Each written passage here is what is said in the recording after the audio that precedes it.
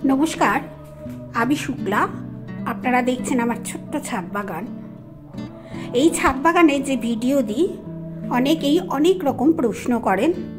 আজকে সেই রকমই কিছু প্রশ্নের উত্তর আমি দেব।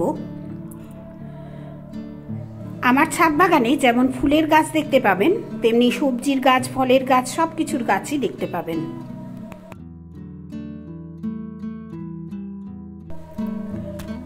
আজকে আমি এক দাদা ভাই এবং এক দিদি ভাইয়ের প্রশ্নের উত্তর দেব। আমাকে প্রশ্ন করা হয়েছে, এক দাদা ভাই সুব্রত দা প্রশ্ন করেছেন, আমি যে গাঠি কচু বসিয়েছি সেই গাঠি কচু কোথা থেকে বীজ পেয়েছি। আমি অনেকবার আপনাদের সঙ্গে শেয়ার করেছি, আমি খুব সহজভাবে গাছ করার চেষ্টা করি।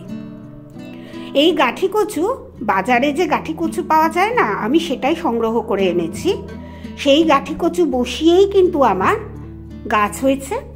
এবং আপনিও সুব্রত দা, আপনিও গাঠি কচু সংগ্রহ করে আমার মতো মুখী কচু, যে আপনি লিখেছেন মুখী কচু, আমরা বলি গাঠি কচু, যাই হোক, এই কচুটার গাছ বসাতে পারেন। আমি কিন্তু বাজারে যে কচু পাওয়া যায় না খাবার জন্য, ওখান থেকেই ওই কচুই সংগ্রহ করেছিলাম প্রথমে।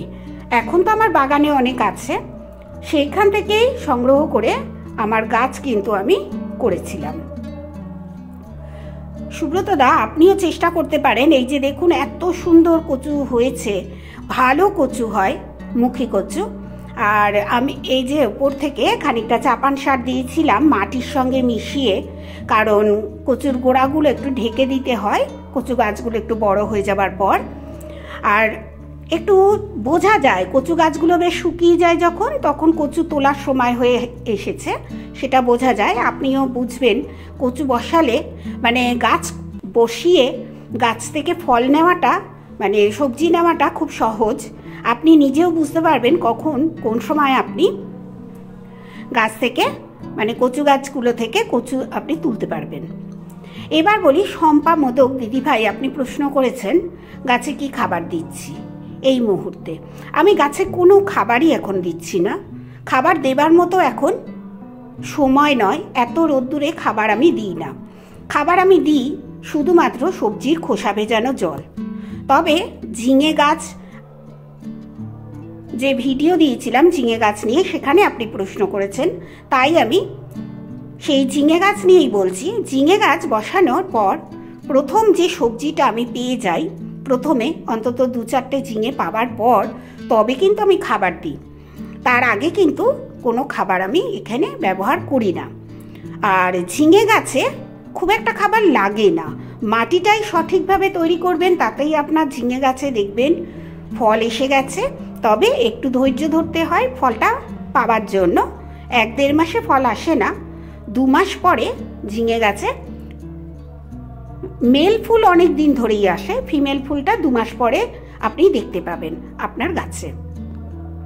ঝিঙে গাছে আপাতত আমি কোনো খাবারই দিইনি, যেরমভাবে মাটি তৈরি করেছিলাম সেইভাবেই রেখে দিয়েছি, ওইভাবেই রয়েছে। আর খাবার দেওয়ার পক্ষপাতী আমি খুব একটা এই গরমে নই।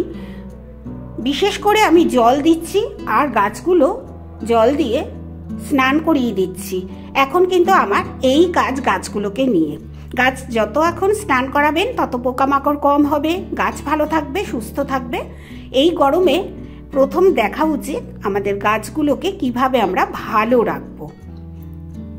নিশ্চয়ই বুঝতে পেরেছেন, প্রথম সবজি তুলে নেবার পর তবেই আমি কোনো গাছকে খাবার দিই। যে কোনো গাছকে প্রথম সবজিটা যে মাটিতে বসাই তারই যে খাবার থাকে তাতেই তৈরি হয়ে যায়। আপনিও এটাই করতে পারেন।